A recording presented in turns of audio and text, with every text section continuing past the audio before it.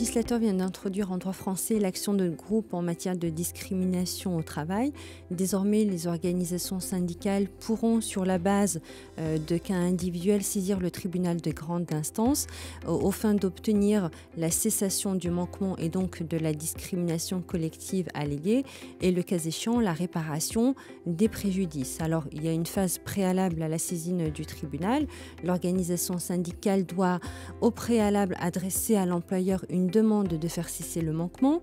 Des discussions doivent être engagées avec l'employeur afin de trouver une solution, et c'est uniquement à l'issue d'un délai de 6 mois, si aucune solution n'est trouvée, que le tribunal de grande instance pourra être saisi et que l'organisation syndicale pourra donc lui demander de constater l'existence d'une discrimination et en conséquence lui demander d'ordonner la cessation du manquement et, le cas échéant, la réparation des préjudices.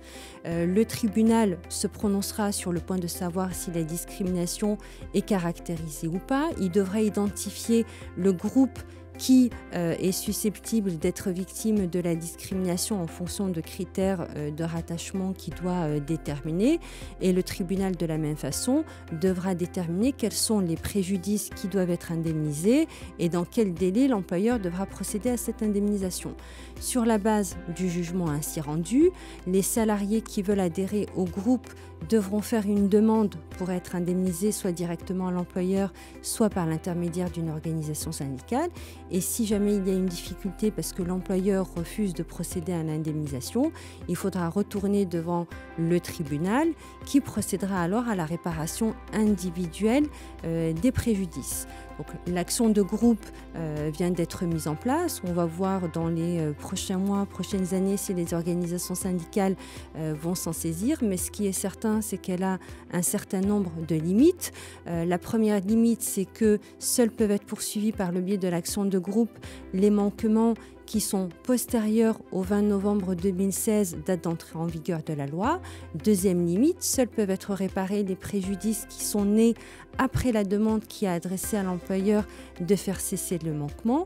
Et par conséquent, les salariés devront continuer à exercer des actions individuelles devant le Conseil de prud'homme s'ils souhaitent obtenir réparation de l'intégralité de leurs préjudices.